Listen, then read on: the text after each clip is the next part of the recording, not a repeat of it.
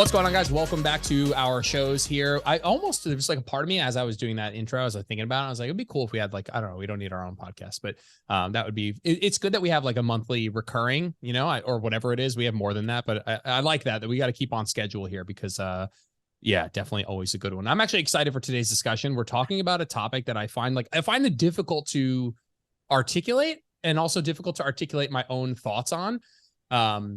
And I'll do my best. I'm going to throw it over to you guys, but it's this idea of reconciling, improving your body image, let's say, or your relationship with your body or self-image or whatever, while at like letting go of caring how your clothes fit. It's almost like sometimes those two are at odds where it's like, either somebody doing an intentional gain phase or just letting go of giving such a shit about what's going on the scale. But then they come up against like, oh, but my clothes don't fit great. It's almost like this. Everything in their life is going better, but on this other side of the scale, there's like, my clothes don't fit really well. I put on this pair of pants, it was a little bit too tight. I put on this skirt and it was a little bit too tight, or whatever it is. My belt buckle was like one notch tighter or whatever. I don't fit into these old jeans that I had. I'll try and paint where my issue with that is like everything. Usually what's happening in this context is somebody has either maybe gotten away from the scale, or they've gotten away from tracking, or they've gotten away from trying to be their leanest self. And they're making just such unbelievable progress mentally, physically, quality of life wise. And then this happens where they put on a pair of jeans and it all comes crashing down because it's like a mirror is being held up that you've changed. And not only have you changed in a way that is categorically worse because you are larger. And there's an intersection of that. Plus, I paid money for these clothes. I like these clothes, how they look. And usually I'll go through a situation with a client where I'm like, listen, like as you went through this process of like letting go of being your leanest self, or letting go of meticulous tracking, or letting go of the scale, and you let your body change a tiny bit for a huge net quality of life improvement. As that happened, if we had like, obviously this is not a real thing, but if all of your clothes in the wardrobe were simultaneously growing by a proportionate amount, and every time you put those jeans on, they fit you as your body is right now, would you be feeling this way? And of course you would not be feeling this way. If your jeans grew 1% as you grew 1%, you put them on, they fit exactly the same way, you wouldn't be feeling this way. So like, what do we do with those feelings? And how much does how my clothes fit matter? Because I feel like it does matter, but how far do we take that? How do we reconcile what's going on here? Or was that all just like a bunch of word vomit that didn't incoherent drivel? Oh my gosh. I mean, there's so much to respond to in what you just said. And I don't know. Like you said at the beginning, like how to articulate your thoughts about it. It is tricky. And I think a lot of it, you guys, has this ever happened to you guys? Oh yeah, absolutely. If you can't see us in the video, like this is like literally me, all my thoughts that I'm writing while you're saying these things. Dude, but what do you do then? What do you do? Yeah. You're like, I'll just throw an example. The reason that we're talking about this today is because we originally had a different podcast topic that we were going to talk about. And I was packing for a trip. I was recently in South America and I was packing for a trip. And, in my day-to-day life, I don't wear anything but Lululemon joggers. It's just like, I don't go out. And when I was a personal trainer, that's all I wore. So I don't have any, I barely have any jeans or like literally anything that's like go out in. And I have this bag of clothes under my bed. It's like I don't know, you guys have seen it. It's like a big long, you have these like big long bags that you can pack and you use them to like move and they can store clothes, whatever. It's like big, long rectangular bag. And I have like, I don't know, 30 pairs of pants in there that are not Lululemon joggers. They're like jeans and like stuff. And I don't know what possessed me to go through it, but I went through it. And the range of pant sizes that were in there was mind boggling. There were pants I couldn't get up one of my leg. And I texted Jen. I was like, who the fuck did I think I was buying these pants? They're like a 30-30 or something. I'm like, they go to like mid calf and I can't even zip it up a tiny bit. Like what, and how does that make me feel of like, I once fit into these pants. Obviously I bought them and I remember exactly when I bought them is when I was my most lean and I was so psyched that I could fit into like skinny jeans or like whatever it was. I was pumped and I bought a ton of pants. I don't fit into any of them. There were 30 pairs of pants, 25 of them I'm now giving away. And I just sat there and I was like, how do I feel about this idea that I once fit into these clothes? These thousands and thousands of dollars of pants.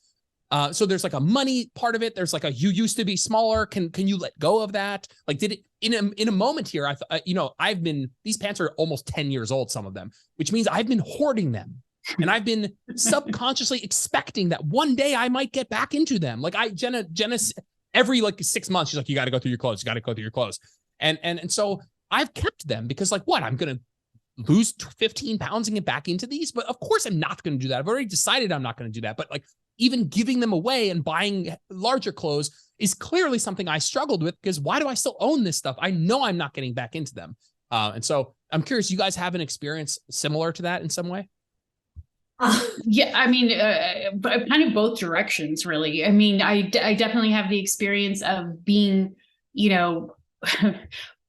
all, like we've talked about before, we're both fitness converts, like started working out. I keep forgetting to upgrade the number. It's been like what, 7 or 8 years or something. So I have the experience of being leaner.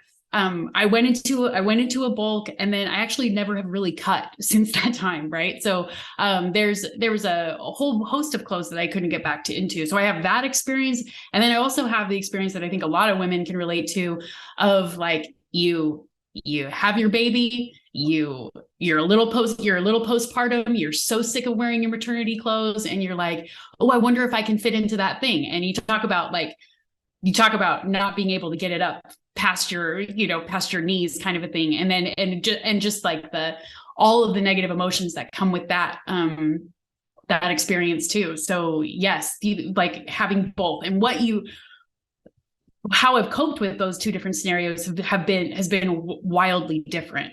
And it's not, with the postpartum thing, I had no skills, no awareness, no ability to support myself. I mean, it was devastating. That was like, oh, you're 100%, like everything you're saying, changed for the worse. Like,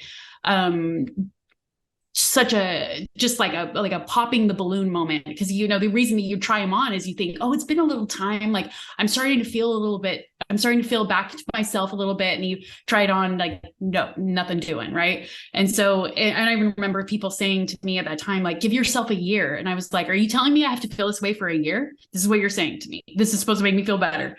And so there's that, where I was just incredibly hard on myself, and then of course doing all of the things that women, without this knowledge do, indiscriminately cutting calories, making emotional decisions about food, trying to over-exercise, thinking cardio is the way, all of those things, right? Giving up on it all. And then, this more recent experience of like, was it 2020 when the year of ultimate leanness?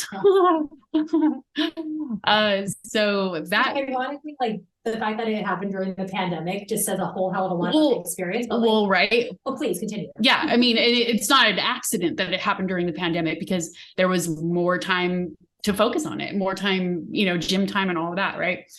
So that experience, getting super lean, this one even got me to buy white jeans, for the love of heaven. I had 7 pairs of white jeans, 7 pairs of white jeans. So out of like, work at the Cheesecake Factory. Yeah, it was like 5 or 7 pairs of white jeans. And I'm like, I don't actually think I've ever worn these. Like I bought them as like an idea of what I would go do or something. Anyway, whatever. I know that. That's just like, I was like, why do you have so many white jeans? Like, I have no idea. I don't fit into any of them. And no shade to white jeans, and not that you have to be any sort of type of person to wear them, but I like anyway, jeans, yeah. Just a little out of my comfort zone. Older choice than you would have been.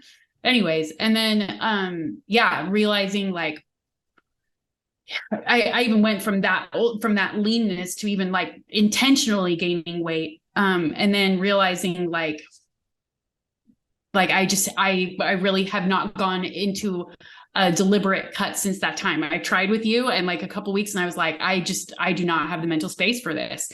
And so and I would say that I have worked towards peace with myself. Not that I feel amazing about it all the time. But it is when I got rid of those white jeans. I got rid of them, and I haven't looked back. Because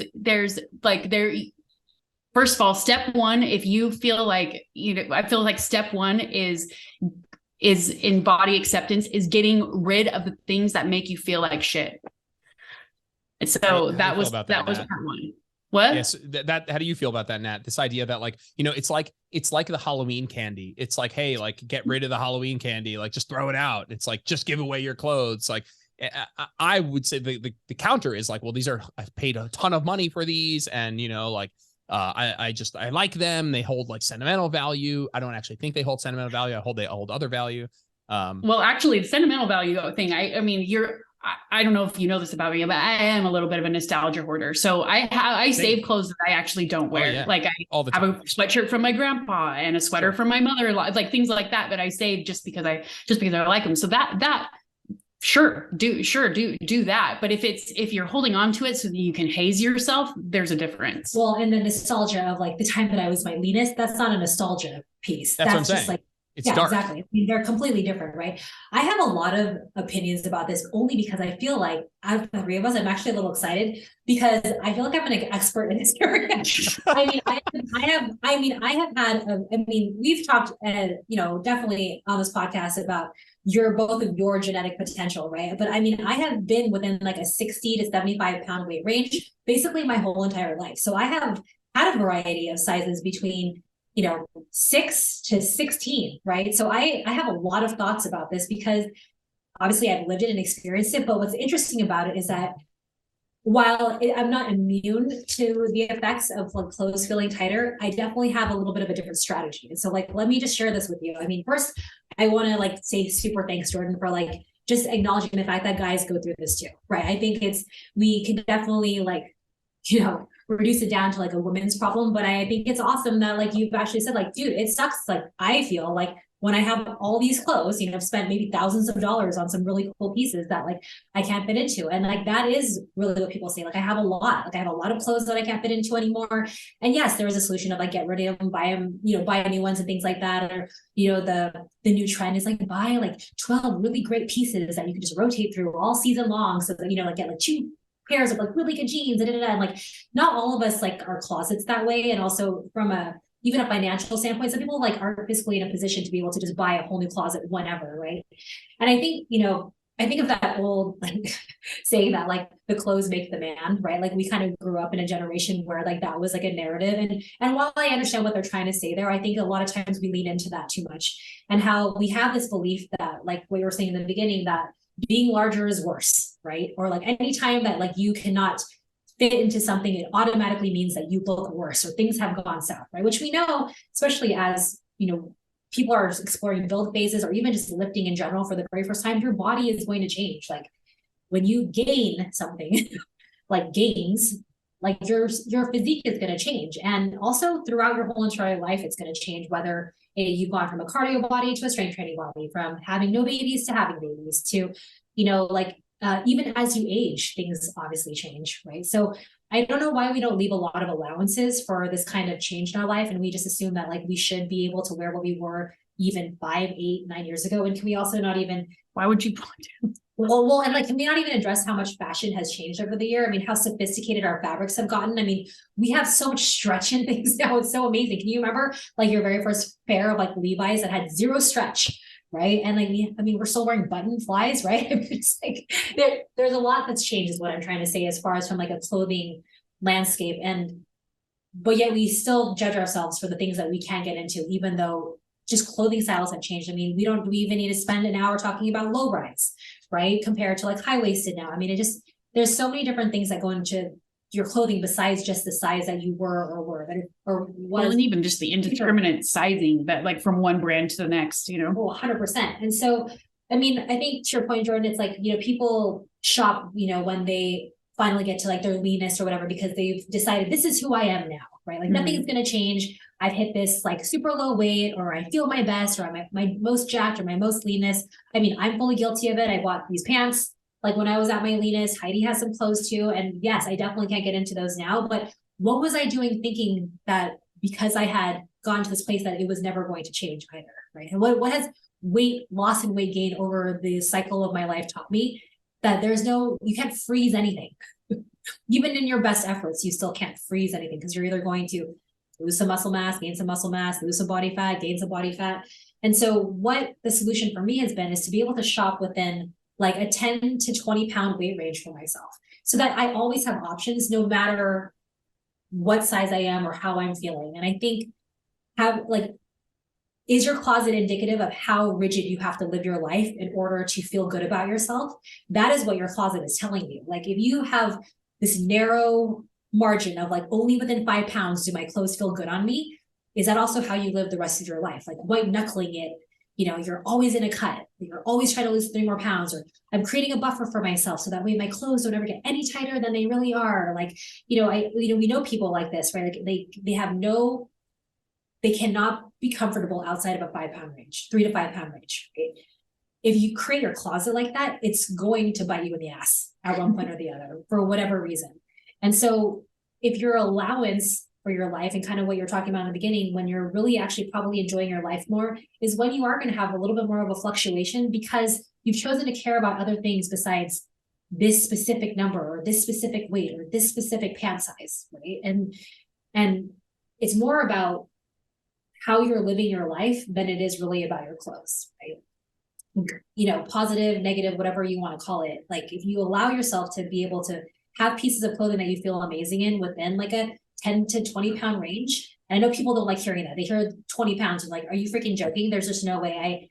Even 10 pounds drives me crazy. And I get that. Like I definitely like myself 10 pounds lighter for sure. But if I don't have that allowance in the clothes that I have to wear on a day-to-day basis, then I'm literally going to walk around feeling like crap all the time about myself. Does that make sense? Totally. I think I'm trying to think of like a purchasing strategy. It's kind of what you said. It's like making sure that, yeah. So what I think of is the strategy is acceptance. The strategy is acceptance that like, I am allowed to buy those pants when I'm super lean, but like, I should have to accept that I'm buying them and they fit me now. And I have to like forgive myself in the future when my body changes, that nothing is bad has happened. And I have to accept that I'm not buying these pants for every day for the rest of my life, that things will change. So I think that it's like unfortunate sometimes because it comes down to some really tough work, which is like introspection and acceptance, and being real with yourself and finding out where your values are. And so, yeah, I think if you actually sit down I think a lot about like building muscle, and I think about like clients that are doing like a lot of back work and they're like, love it. They love the training. They love hypertrophy. They want to look fit. They have all these things that they say they want. And then all of a sudden they're like, oh, my lats don't fit in my bra, or like my ass doesn't fit in, my new glutes don't fit in my jeans. And it's like, okay, well, like you have 2 things that are like up against each other here. Like which one is more important? So you could pick whatever you want. If you're like, hey, I don't feel like buying a whole new wardrobe, let's not grow my glutes a whole lot more because I don't want to have to do that. That's a totally fine position to hold as long as you're in a good headspace about it. But it is just coming down to like, I hate like making a pros and cons list, but like essentially that's what you're doing of like, okay, all of these things are going great in my life. Relationship with food is good. Relationship with body, I'm building muscle. I'm strong. I'm fit. I'm going to headspace. My headspace about food is amazing. But that has changed my body a little bit. The cost of doing that meant my body changed a little bit. And the mirror that's being held up to me is that, hey, you've changed, and you've changed in a way that's categorically bad because you're larger and you don't fit into these clothes. And then what do you do then? You have to sit with those 2 things. It's like, okay, like all of these things are much better in my life, but maybe I need to give away some clothes. And, again, I always get cringy because people are like, you're telling people to spend more money. Not everyone has money to buy new clothes. And it's like, that's fair. But that's fair. I don't want to assume people's financial, and that you said that as well. But I do think that there's an element of like, give them away, give it away. If it's something that you had 20 years ago, that's like, doesn't fit you, it's making you feel like shit about where you are now. Like either if you can't have it in the house, like Heidi said, if it's making you feel like crap, it's a lot like social media. It's like curating your social media feed of like shit that's making you feel bad. Like that's a lot of what social media is, like subconscious. You're looking at something and subconsciously it's making you feel bad about yourself. A lot of times that's what's going on when you're like in your wardrobe looking at stuff. You're like, too fat for this, too fat for this, too fat for this. It's like, it's not a good place to be. Like, get the fuck rid of it and move into a place where you're like, some form of acceptance of like, I throwing away those pants. I've had them for 10 years. I know that it's not difficult. I know that it's not easy. And I didn't want to throw them away because I was like, maybe you'll get leaner one day. Maybe you'll get leaner one day. Maybe you'll go back to that leanness. I fucking looked up pictures of myself when I was that lean. I literally wanted to go back in time and like voyeuristically look at myself back in the day to like, oh, this is when I have a picture of myself in the dressing room trying on these pants back from 2014, maybe, that I looked at, and I did that. And it wasn't like a super dark thing. I was a little bit interested in like when these pants were from. I knew that I remembered this picture, but Yeah, I think that there's an element. I want to be, you know what would be great content? It'd be great content for us to just scream, fucking throw them out, just throw out the clothes, throw out the clothes. It's not that simple. And I get it. And I just want to say out there to the listener, I know it's not that simple to just throw out everything that doesn't fit you right now and buy a whole new wardrobe, that there's real nostalgia. There's money that you spent. I know it's not easy, but I want you to really consider if that's going to be a net win. I don't know if you guys like the whole Marie Kondo stuff. Like, I should read the book. I love it. But I understand the concept, totally right? Pull back on chess kids. But that concept, you're right, Heidi, that concept to me is like, I was sitting here and I was like, there are parts of me that I want to hold on to these pants, but there are also parts of me that really want to get rid of these pants and just move the fuck on with my life. Yeah. And they both exist in me. And I just had to figure out which one of those was going to win out. And I just gave them all away. And what you're saying is so profound. Like I go ahead. Sorry. No, I was saying it's what's interesting about it is like a lot of people don't even want to because they feel like they're surrendering to. Yeah, right? They're giving up, ever going back to those bodies. That means there's this weird way that I've actually kind of accepted the fact that I'm this size now, or that I put on some weight, refuse to accept that because they feel like they're giving up, or they're letting themselves go, or they're just giving in to like where they are. And that's like not really fair. Right? Yeah, totally. Well, and what, like everything that you just went through, Jordan, I mean, you were like talking about it like a pros and cons list, and like the way you're breaking that down is breaking up all or nothing thinking, right? Like the way you're looking at both sides of the coin, right? And like, that is, I mean, all or nothing thinking is exactly what you talked about. It is indicative of cognitive dissonance of two competing beliefs, right? And realizing part of emotional intelligence is being able to feel multiple things at the same time, right? As uncomfortable as that is, right? Because we love, like, it's great the few moments in life where something is like strictly all good or strictly all bad, when most of life happens in this like messy gray middle, right? But also what you're talking about too, even just from like the way,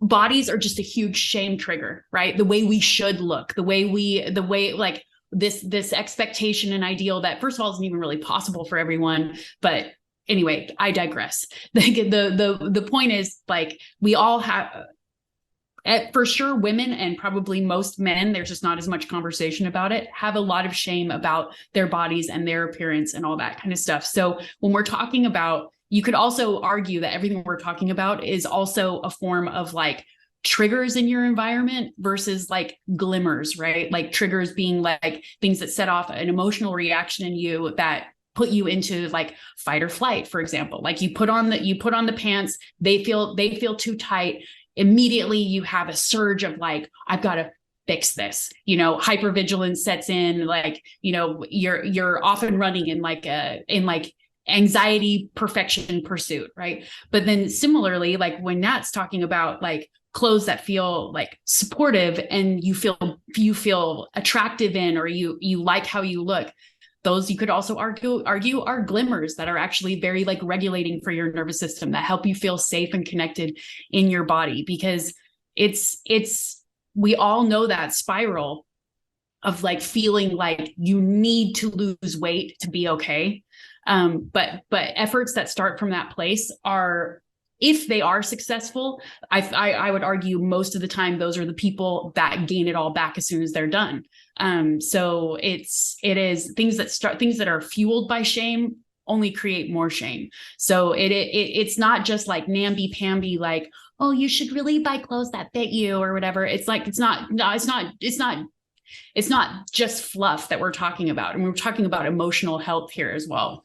Well, and I think what's interesting is that, and we've seen this with a lot of our clients too, like they don't feel like they're deserving of treating themselves well and caring for themselves well unless they weigh a certain amount or they look a certain way. So true. And I remember thinking, and I have never been super lean. I think even at my leanest, I don't know that I would ever consider myself that, but I remember thinking to myself, probably in my so I'm a hairdresser by trade, and our industry is very, very image driven. Of course, like we make people beautiful all day long. We are supposed to dress incredible. I mean, this is my industry, right? And we're in front of mirrors all day long too, PS.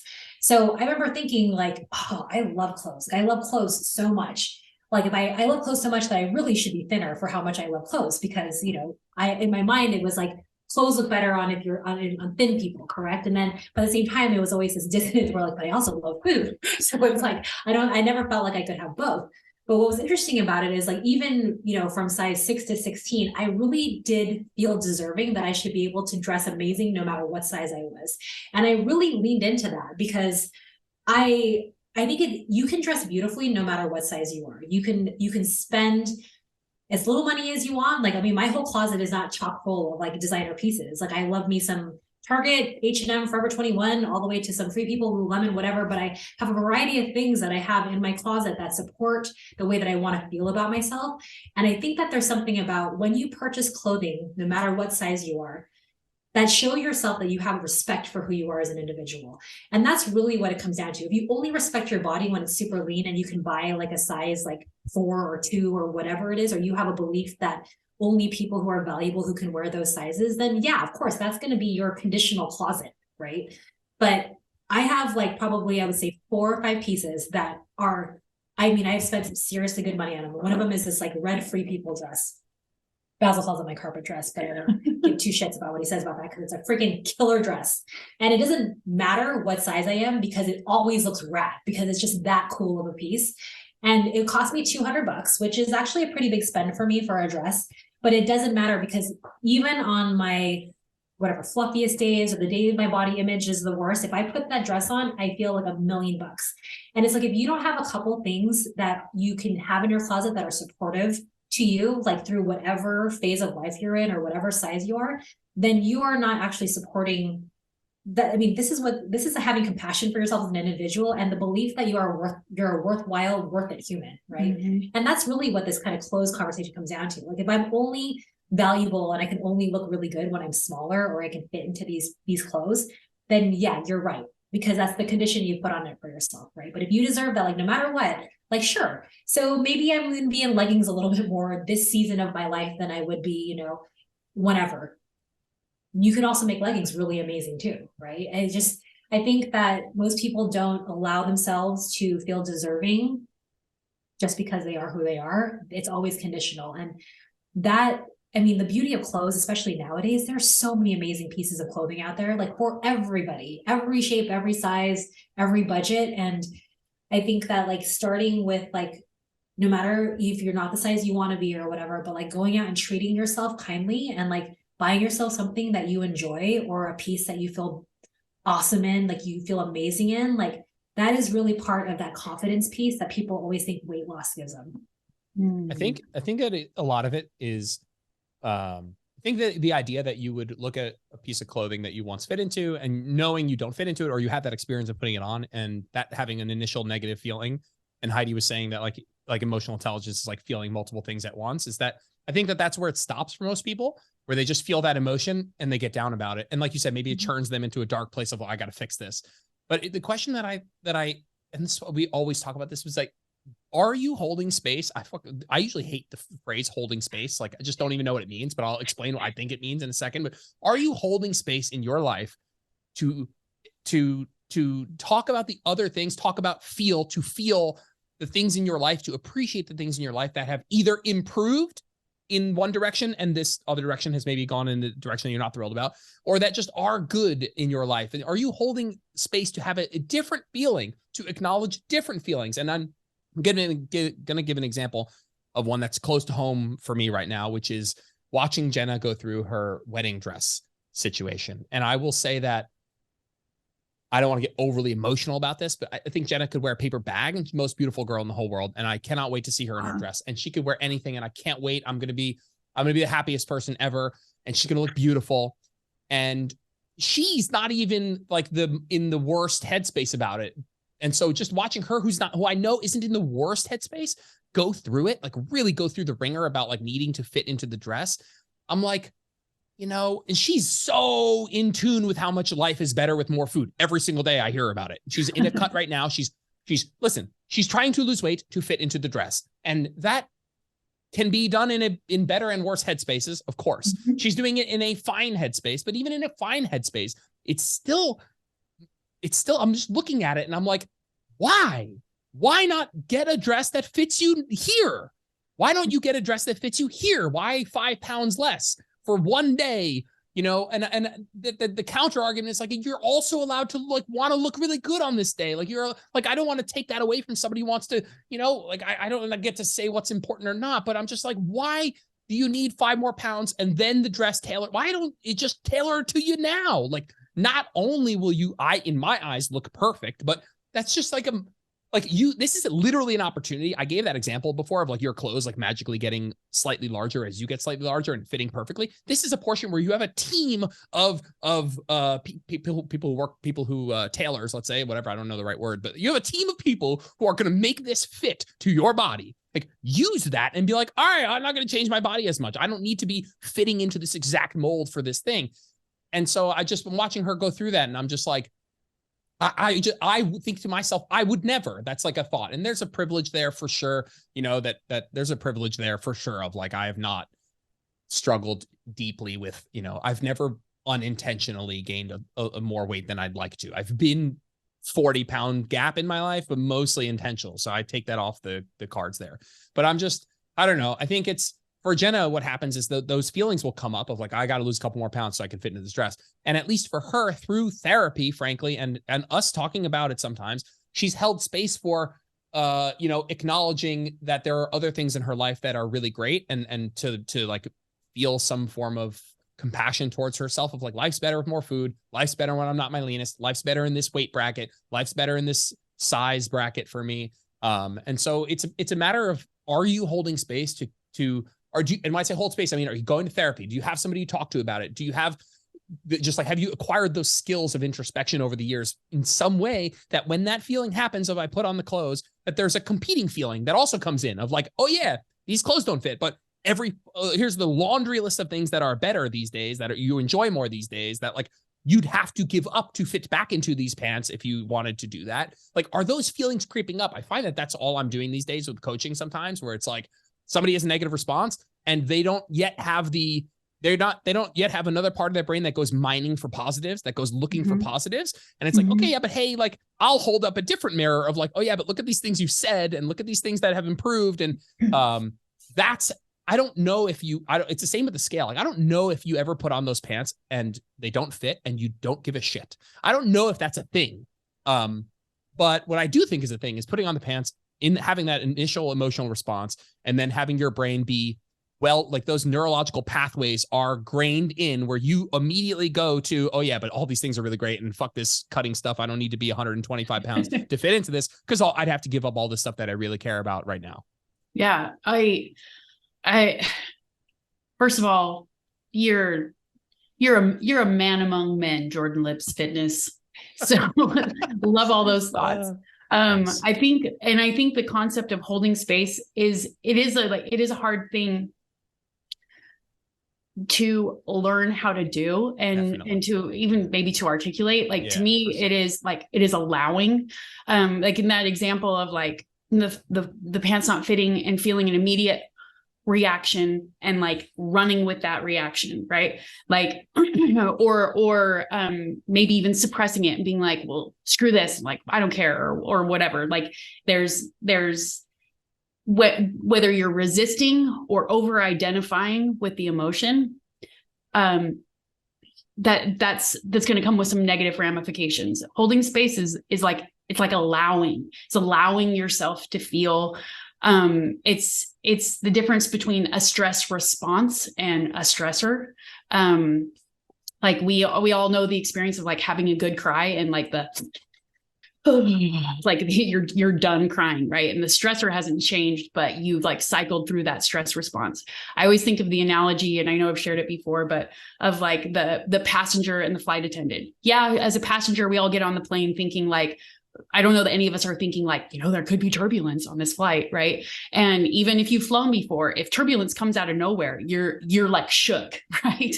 And so you can't help but have an emotional reaction to things sometimes. It's not about controlling how you feel all the time. But similarly, if this other part of the brain you're talking about that goes mining for positives, it's like if we don't have that, the passenger thinks like, holy shit, what am I supposed to do? I better go fly the plane to make sure this doesn't happen again, as opposed to like looking at the flight attendant who's like, hey, this is all part of the process. Nothing's gone wrong. Just stay in your seat. Like that other part of your brain that can sort of like hold space and support you while you're having that emotional reaction. So like when you're talking about that, like the negative feelings come up, and then having the wherewithal, whether you have to put some sort of visual cue, like a Post-it note with an affirmation, or somebody you can talk to, or like what kind of support system do you have in place when those negative feelings come up? And so when you're talking about like how that is how I have coped with it over the past couple of years, it doesn't mean that like I feel amazing all the time, or I'm desperate to get back to my fighting weight or whatever. But it's like, I have worked really hard at establishing that balance for myself of like, okay, so, but also like, when I was at the leanest is also when I had the most anxiety in my life. So it's not always the dream that we think it is, being your leanest is not sustainable forever. and caring about the quality of your life and how you feel more than what you look like. And I'm not saying that losing weight is superficial. In fact, like counting macros and working out consistently has been like the best things I've ever done for myself in my life. Like hardly superficial, hardly. It's like you can learn so much about yourself and self-awareness through the process. So I'm not diminishing that. At the same time that there's more to taking care of your body than just getting lean or what it looks like. Well, I think it also comes down to like, how do you want to feel okay through the whole process, right? Like, how do you want to show up is really where the beliefs are tied to, right? Like if you believe the best version of yourself, showing up as the best version of yourself is your leanest self, then sure, it's gonna affect everything, right? From the clothes that you decide to keep or you don't keep, or the wedding dress, right? Or the postpartum gene experience or whatever it is. I mean, all these things we have beliefs tied into, right? And to the point, like there's nothing, you're fully allowed to pursue whatever you want in whatever context for whatever event you want to too, right? But I think what's cool about like where Jenna is now is that she knows that she can be okay either way. Would she like to show up, maybe 5 or 10 pounds lighter in a wedding dress? Sure. But also we know that Jenna will be okay even if she doesn't, right? Because she has you, she knows that her life is really good. And I think that's part of it too. Like if you have to believe that you have to inherently change who you are to have a good experience, then everything is hinging on that, right? Which is, we see that, right? Like in order to have a good time on my trip, I have to lose 15 pounds. In order to there are 2 rules in hairdressing. We don't change your hair before your wedding or when you're about to give birth. We refuse. Like if a woman comes in and she's like 8 months pregnant, she says, chop all my hair off. We're like, we won't do it. Oh my gosh. We don't make any drastic decisions. We're in this heightened state of emotionalness. And the same thing goes with weddings. Like I can't tell you how many women who are brunette, like they've been brunette the whole entire time. They come in and they want to be blonde for their wedding. And you're like, that's not even what you didn't even propose to you as a blonde. Like, why are you going to be blonde all of a sudden? You are not this person. You are a brunette, right? I mean, but people just think I want to feel a certain way at this moment in time. And I want to feel, I believe this is my best, right? Like, and it's interesting because it's what we're asking of ourselves. I mean, I'm not going to lie. There definitely are people who are like, I have this guy, Leon, bless his heart, but like he would always bring his girlfriends in and be like, can you make her blonde? I'm like, she's a brunette. And she likes being a brunette. I'm not doing it. And he'll be like, but I really think she'll look great blonde. I'm like, and she looks great as a brunette. Like, stop freaking trying to change her. Like, there are going to be people like that, right? And well-meaning individuals who are like, oh, are you going to lose weight for your wedding? Or, oh, how long has it been since you've had your baby? Like, like whatever. But those are the people that we don't need their approval from. And it really comes down to like, how do you feel about yourself, right? What can you be okay in a pant size larger? Right? And if you can't, that's the work, right? That's like, most of us want to feel okay and acceptable as is. We want to know that we're safe right now. But it's our thoughts that definitely, and like the outside, putting on a pair of pants that you don't fit anymore can make you feel like you're not safe anymore. Yeah, well, totally. And I realize like a lot of, it takes time and practice and effort to like reframe a lot of these beliefs. And, you know, a lot of emotional investment has gone into some of these, like these self-defeating beliefs too. And it's hard to give some of that up, you know, even like in that example of like being postpartum or whatever, and people saying, give yourself a year. Like, you know, you put all this emotional investment into like how you look or how you think you should look or bounce back culture or whatever. And it's just so interesting how that is like, you know, what you say in the beginning, Jordan, about like, we've gotten worse, right? Like this idea that like I've depreciated because I don't feel like I look the way I should or whatever. And just how like, how our bodies are not just like this thing that we haul from A to B. Like they like our bodies are having its own experience below our conscious awareness. And like like how Giving Tree-esque it is to be like I just had a baby and I hate myself because I can't lose the weight. Like that's where I was, you know. And it's just like it boggles my mind now, even though I remember being in that place. It's just like I wish I could go back and just I have an EMDR, but I really wish I could go back and just love on her, you know. All right, Jordan, final thoughts and then close out.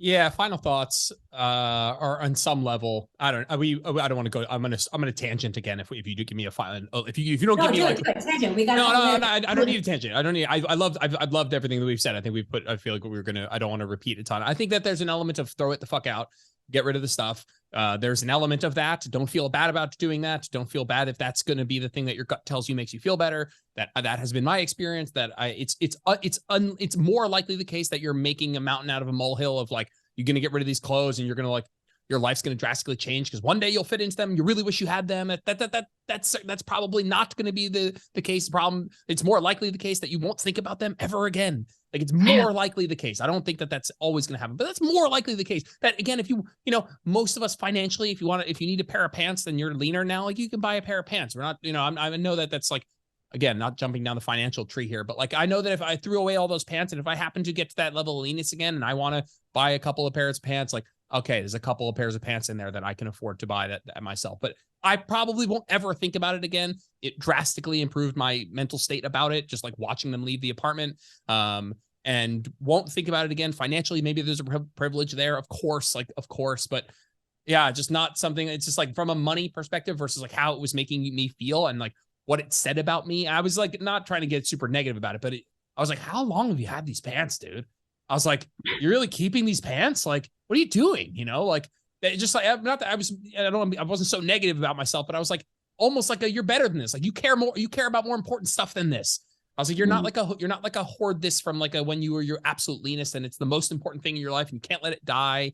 I didn't want to be that kind of person. I was like, I was like, there's things in your life right now that are more important than that. That just like the quality of life wise are just more important than fitting into this pair of pants right now. And I want to be the kind of person who has more important shit than that.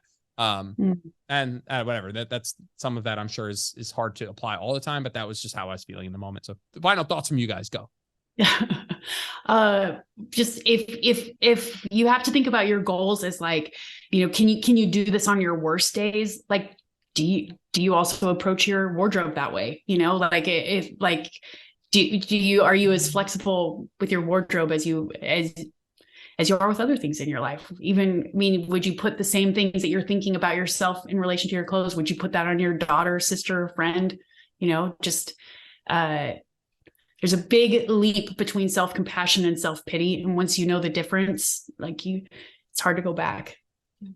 And I think just like anything else, like of all the things that we teach you as we coach you or you see for yourself, like this is all part of self-care, right? It's like giving yourself a place to feel comfortable in your skin. Right? Yeah. And like, that's really where the hallmark of confidence comes from. Like, if you really think about it, like showing up for yourself, as is can be the most great thing you ever do. And sometimes it is just about buying one more pair of pants, right?